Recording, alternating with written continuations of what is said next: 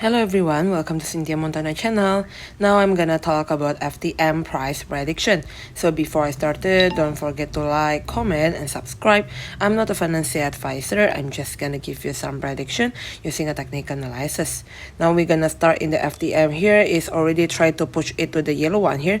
So previous is already having go up to the yellow one on the upper band, 1.3487 US dollar, but it's already having correction. Go down to here, but try to push it again to the yellow one, but if it cannot break that point, then it will go to the pink one side here, middle band on the 1.2010 US dollar. Right, for the RSI stochastic also still on the natural position, not overbought, not oversold, so still having a really good opportunity on the FTM.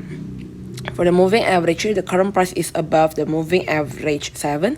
The yellow one here 1.2174, and the pink one here moving average 25 on the 1.1831 US dollar. Try to go to moving average 99 on the 1.3464 US dollar. For the daily chart, basically is already like having going to the 38.2% Fibonacci retracement on the 1.3427 US dollar.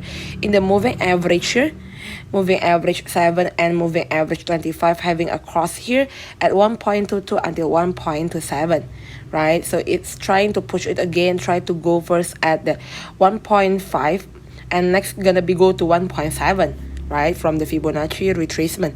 For the Bollinger Band here, the current price is trying to go to the middle band, the pink one side here, slightly on the 1.3401 US dollar.